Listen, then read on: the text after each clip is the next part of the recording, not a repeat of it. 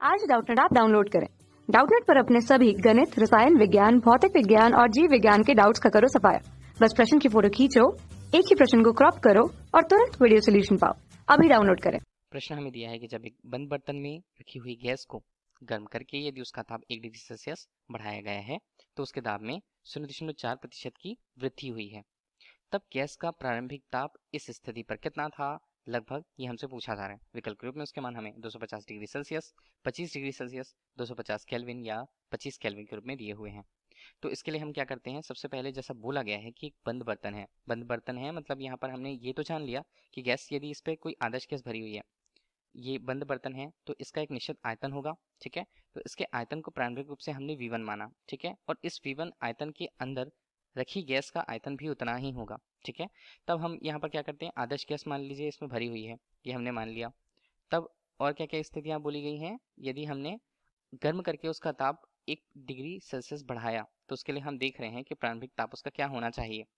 तब मान लीजिए आयतन V1 के लिए, उस आदर्श गैस के लिए आयतन, प्रारंभिक आयतन V1 के लिए यदि हमने उसके ताप को पहले प्रारंभिक रूप से T1 बराबर कितना माना है, T यदि हमने मान लिया है। ठीक है, ये तो हमने माना, और उसके प्रारंभिक दाब को यदि हम माने तो इसे हमने P1 के रूप में प्रस्तुत कर रखा और इसे हमने P मान लिया प्रारंभिक रूप से। ठीक है, अब जैसा कि बोला जा रहा है कि गैस को हमने गर्म किया है, गर्म किया है मतलब हमने उसे ऊष्मा प्रदान करी है।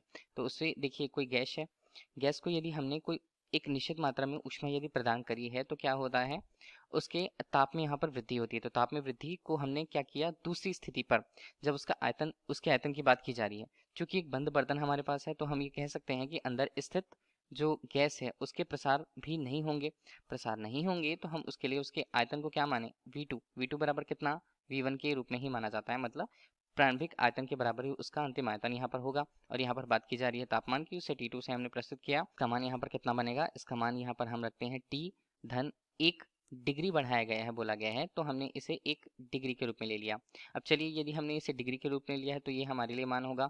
अब हमें आगे क्या बताया गया है, इसके अलावा उसके दाब में 0.4% की वृद्धि होती है तो इसे हमने P2 ले लिया। तब उसका प्रारंभिक दाब कितना, उसका दाब था P धन, यहाँ पर हमने P लिया और उसमें दाब में वृद्धि हुई है इसलिए हमने धनात्मक चिन्ह लिया है। और P का कितना प्रतिशत है, 0.4 यहाँ पर प्रतिशत है। इसे क्या लिखा जाएगा, P धन हमने लिया, इसका मान 0 यहाँ पर 0.004 के रूप में। तो ये हमें P2 का मान मिला और P2 का मान यहाँ पर हल करने के बाद हमें ये कितना मिलता है, ये P पे है। ठीक है, तो इसे हमने ले लिया 1.004 P के रूप में। ठीक है, तो ये हमें P2 का मान मिला। अब हमें जैसा बोला जा रहा है कि गैस का प्रारंभिक ताप लगभग कितना था, तो इसके लिए हम आदर्श गैस के समीकरण का उपयोग करते हैं। तब आदर्श गैस समीकरण को क्या लिखा जाएगा, P1 V1 बटे T स्थिति पर इसके मान यहाँ पर P2 V2 बटे T2 के रूप में होगा। ठीक है, तो हमें क्या करना होगा, सभी के मानों को रखना होगा। V1 और V2 का मान चूंकि हमने क्या किया, वो बराबर है, हमने देखा है, तो इसके मान को यहाँ पर हम हटा देते हैं। तो V1 और V2 के मान बराबर होंगे तो वो कट जाएंगे। तो हमारे पास कितना मान है, अब यहाँ पर हमारे पास है P1 बटे T1 बराबर, यहाँ पर मान आता है P2 बटे T2 के रूप में। ठीक है, तो यहाँ पर P1 का मान हमने P माना हुआ है, T1 का मान T माना हुआ है। P2 का मान हमारे पास कितना है, ये है 1.004 के रूप में P है यहाँ पर मान। और इधर देखिए नीचे, तो T2 का मान हमारे पास कितना है, वो है T-1 के रूप में। ठीक है, तो हम अभी हमारे पास P और P के मान कटे, अब हमारे पास क्या बचा है 1.004 के रूप में, तो इसे हमने लिख लिया 1.004 T के रूप में और इसका मान बनता है T-1 के रूप में। ठीक है, अगर हमने इसे हल किया तो आगे T को इस तरफ पक्षांतरित करते हैं तो इसका मान हमारे पास मिलता है 0.004 T के रूप में और इसका मान बनता है हमारे पास 1।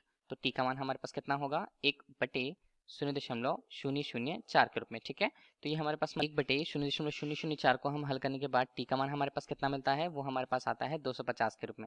तो T का मान सामान्य रूप में हम देखते हैं वो किसमें है, वो केल्विन पर होता है। इस प्रकार प्रारंभिक अवस्था में ताप हमें कितना मिला, 250 केल्विन मिला, जो हमें प्रश्न में पूछा जा रहा था। अब विकल्प के रूप में इसके मान को हम देख ले तो केल्विन पर ध्यान दीजिएगा। तो हमारे पास कौन सा विकल्प सही होगा इस प्रश्न के लिए, तो विकल्प सी जो होगा इस प्रश्न का सही उत्तर होगा 250 केल्विन के रूप में। धन्यवाद। कक्षा 6 से 12वीं से लेकर नीट, IIT, JEE वो एडवांस के लेवल तक 1 करोड़ से ज्यादा छात्रों का भरोसा। आज ही डाउनलोड करें डाउटनेट ऐप या व्हाट्सएप करें अपने सारे डाउट्स 8400 400 400 पर।